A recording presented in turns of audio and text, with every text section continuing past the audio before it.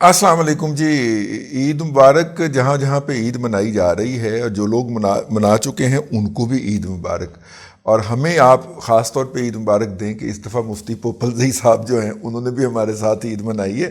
اور اللہ تعالیٰ مفتی صاحب کی عید جو ہے وہ اس دفعہ خوشیوں سے دوبالا کرے، ورنہ تو انہوں نے ہماری عید خراب کرنے کا ٹھیکہ لیا ہوا تھا. بہرحال عید مبارک. اور جمعہ بھی مبارک. میں جمعہ پڑھ کے آیا ہوں ہیں. اور یوتھیاں نو جمعہ مبارک، پٹواریاں نو بھی جمعہ مبارک. آج جی بڑا کمال کا جو ہے جمعے والے دن یہ نوٹیفیکیشن ہوا ہے.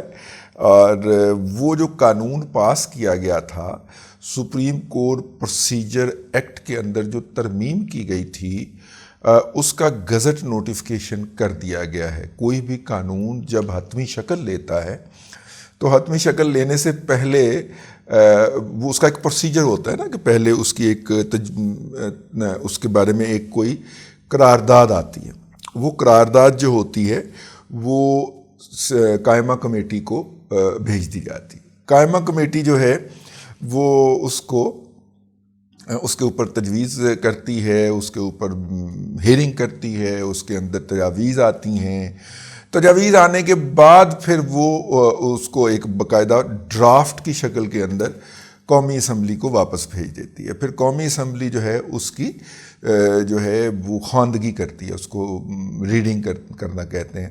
اور وہ خواندگی کے دوران اگر کوئی اس کے اندر ترمیم ہاؤس کے اندر موجود کوئی ممبر، یعنی قومی اسمبلی کے اندر موجود ممبر جو ہے وہ سجسٹ کر دے تو وہ ترمیم کے اوپر پھر بحث ہوتی ہے. وہ شامل کرنا ہے نہیں کرنا، اس کے اوپر پھر رائے شماری ہوتی ہے. اور یہ سارا کچھ کرنے کے بعد وہ قومی اسمبلی سے قانون پاس ہو جاتا ہے.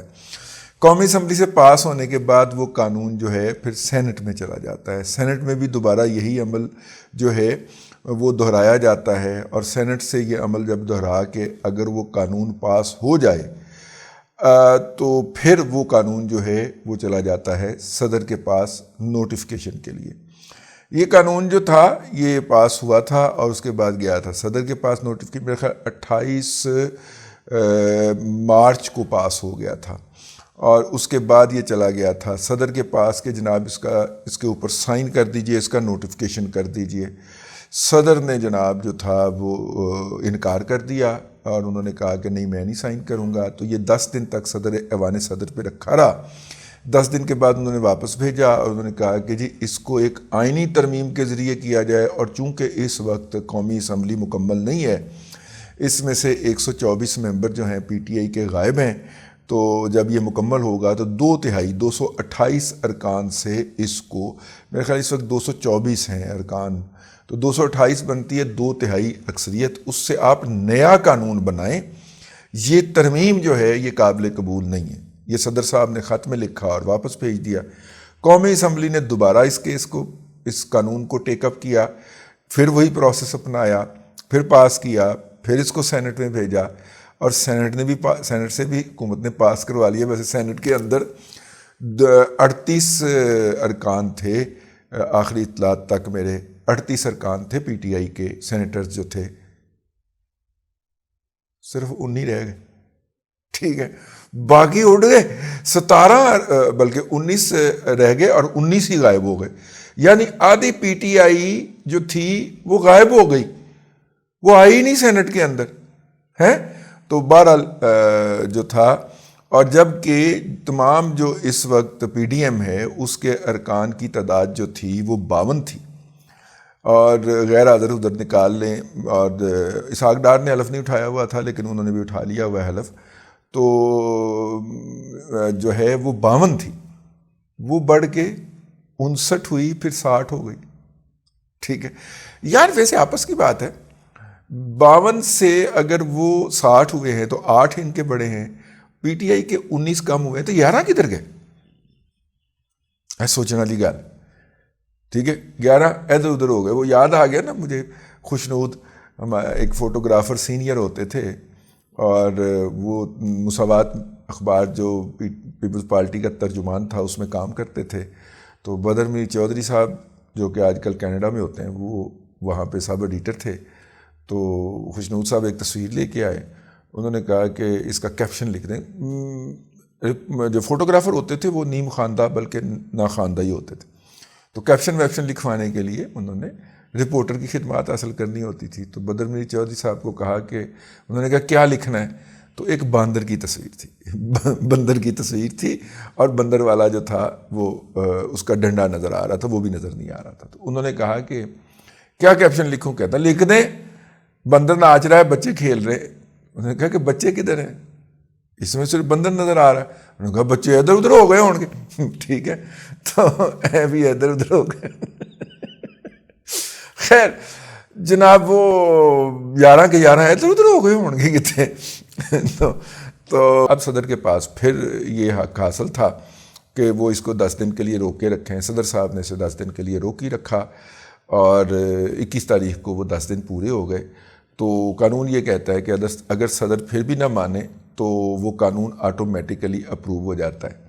تو صدر صاحب نے چونکہ اس کے اوپر دستخط نہیں کیے, بلکہ منہ سے بھی کہہ دیا کہ میں دستخط نہیں کروں گا, ٹھیک ہے, لے جائیں واپس اٹھا کے. انہوں نے کہا ٹھیک ہے جی, 21 کو قانون بن گیا.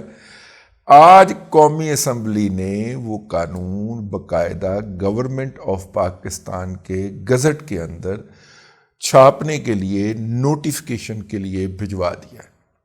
اور جب تک یہ ولاگ آپ تک پہنچے گا اس وقت تک آپ جمعہ مبارک کہہ سکتے ہیں. میں بھی جمعہ مبارک کہنے ہی حاضر ہوا ہوں. تو اس کے نتیجے کے اندر وہ قانون بن جائے گا. حکومت نے اپنا فرض پورا کر دیا. انہوں نے سپریم کورٹ کے اندر جو ایک شخص کی شخصی آمریت قائم تھی جس کا نام چیف جسٹس آف پاکستان تھا, وہ جو اٹھتا تھا کبھی وہ 184 کو لے لیتا ہے, کبھی 190 کو اٹھا لیتا ہے, کبھی 189 کو اٹھا کے بیٹھ جاتا ہے. تو مطلب کہ وہ قانون کو وہ سمجھتا ہے جو اس کے منہ سے نکلے. اس کی بدترین شکل ہم نے ثاقب نثار کی شکل کے اندر اور گلزاری لال کی شکل کے اندر حال ہی میں دیکھی ہے. گلزاری لال نے وہ کراچی والا نیسلا ٹاور جو تھا وہ گروا کے ہٹا ہے. 250 فیملی سڑک پہ آ گئی ہے. کہتا میں تو قانون امپلیمنٹ کرانا. کیڑا قانون جڑا تیرے بیٹے کے بزنس کے کو فیسیلیٹیٹ کرتا ہے وہ قانون, یا تیرے دماد کو جو فیسیلیٹیٹ کرتا ہے یہاں پہ وہ پھر رہا ہوتا ہے. میں نے بلاک کیتا ہوا نے ٹویٹر دے ہوتے, ٹھیک ہے, اس کے مفادات کے لیے تھا. لیکن گلزاری لال نے وہ اڑوا, یہ جو اپنا فرعون بن جاتے ہیں, یہ جو ان کی گردن کے اندر سریا آ جاتا ہے, جو اپنے آپ کو حرف آخر سمجھنا شروع کر دیتے ہیں, یہ ٹگے ٹگے کے سرکاری ملازم جو ہیں, مجھے ٹگے ٹگے کے کہنے دیجیے گا, کیونکہ جس طرح یہ لڑتے ہیں کارنر پلاٹ کے اوپر اور مین پلاٹ کے اوپر, اور یہ اپنے اختیارات کا ناجائز فائدہ اٹھاتے ہیں اور کہتے ہیں آئین تو ہم نے تشریح کرنا, مٹی تے کھے کرنا ہے, تسی تشریح کرنا ہے, ٹھیک ہے, پہلے اپنی تو تشریح کر لو. بہرحال جی وہ قانون جو ہے وہ عملی شکل کے اندر آ گیا. اب بال جو ہے وہ سپریم کورٹ کے سینئر ججز جن میں طارق مسعود صاحب جو ہیں وہ ہیں, اور جن کے اندر جو ہے وہ قاضی فائز عیسیٰ صاحب ہیں, کیونکہ ان دونوں نے چیف جسٹس کے ساتھ مل کے نہ صرف کہ آئندہ سو موٹو لینے کا فیصلہ کرنا ہے بلکہ بینچ سازی کا فیصلہ بھی کرنا ہے. اور وہ جو ہیں وہ اکیلے ہیں. اب اس پہ یوتھیے کہتے ہیں کہ جناب اس پہ تو سٹے ہوا ہے, ٹھیک ہے, یہ سٹے ہوا ہے یا نہیں ہوا یہ قاضی فائز عیسیٰ اور طارق مسعود صاحب بتائیں گے, ٹھیک ہے. اور بال جو ہے اب سپریم کورٹ کے اندر ڈال دی گئی ہے. اب دیکھنا یہ ہے کہ جب منگل کے روز عدالتیں کھلیں گی, جو کہ کھلیں گی یقیناً, اس روز جو ہے وہ اپنا رجسٹرار ضروری نہیں ہے. کچھ لوگ کہہ رہے ہیں کہ رجسٹرار جو ہے وہ تو سٹے دے کے تو انہوں نے بٹھایا ہوا ہے. رجسٹرار ضروری نہیں ہے, وہ اپنے پرسنل سیکرٹری کو بھی کہہ سکتے ہیں کہ جناب تم ایز اے رجسٹرار عمل کر کے نا تو یہ نوٹیفائی کر دو.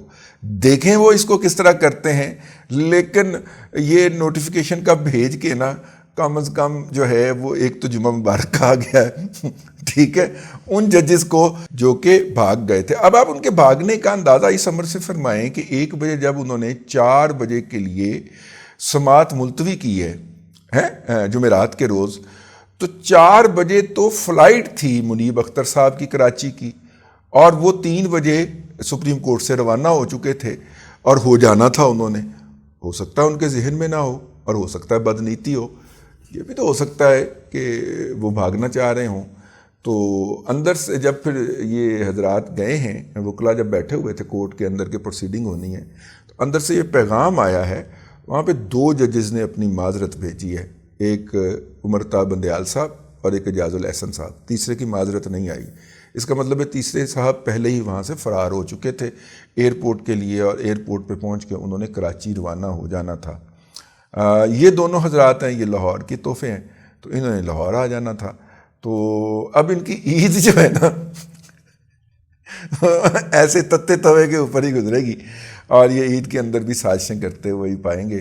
جب عید کی نماز پڑھ رہے ہوں گے کہ سوچ رہے ہوں گے کہ اب کیا کرنا ہے، اور جو ہے اب دیکھیے اس کے لیے ثاقب نثار جو ہے ان سے مل کے کیا سازش کرتا ہے۔ اس پورا جو منظر نامہ چھپا ہوا ہے عدالتی محاذ کے اوپر، اس کا جو ڈائریکٹر ہے نا، وہ جو میوزیشین اوپرا کے سامنے کھڑا ہو کے وہ ایسے ایسے کر رہا ہوتا ہے، ٹھیک ہے نا، وہ ثاقب نثار ہے، وہ اس کو آرکیسٹریٹ کر رہا ہے۔ تو دیکھیے اب کیا ہوتا ہے۔